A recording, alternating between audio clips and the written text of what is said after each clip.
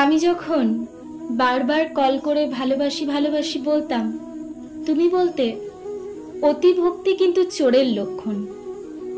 তাই আমি অতিরিক্ত কথা বলা বন্ধ করলাম।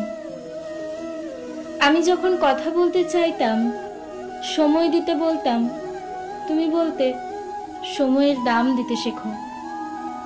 তাই আবেগ কন্ট্রোল করে সময়ের দাম দিতে শিখে নিলাম। আমি যখন তোমার একটা কল বা মেসেজের জন্য দীর্ঘ অপেক্ষা করতাম, তুমি বলতে বেশি আশা ভালো না। তাই আমি আশা করা ছেড়ে দিয়ে অপেক্ষা করতে ভুলে গেলাম। আমি যখন তোমাকে নিয়ে খারাপ স্বপ্ন দেখে সবার আগে ফোন করে তোমার খোঁজ নিতাম, তুমি ঠিক আছো কি না, তুমি বলতে পাগলামিটা একটু কমাও।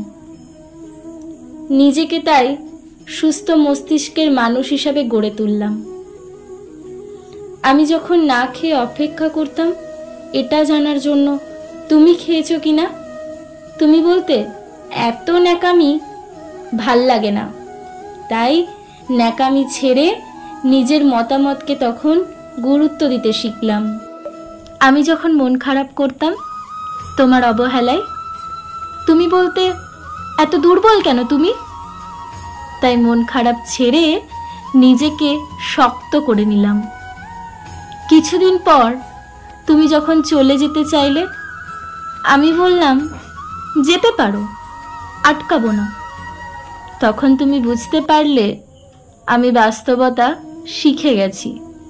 হ্যাঁ, তুমি আমায় অনেক কিছু শিখিয়েছ, এর জন্য ধন্যবাদ।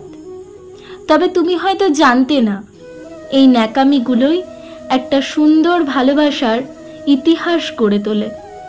তুমি জানতে না এই পাগল মানুষগুলো মন থেকে ভালোবাসতে জানে। তুমি হয়তো জানতে না এই ছোট ছোট আবেগগুলো থেকেই ভালোবাসা তৈরি হয়। তুমি হয়তো জানতে না আমি ভালোবাসি বলেই আমার অতি গুরুত্বপূর্ণ সময়টুকু তোমায় দিতাম। আজ আমিও একটা জিনিস তোমাকে শেখালাম, সময় থাকতে মূল্য দিতে শেখো। কারণ অতিরিক্ত অভিমান নিয়ে যারা হারিয়ে যায় তারা কখনো ফিরে আসে না, কোনো দিন তারা আর ফিরে আসে না।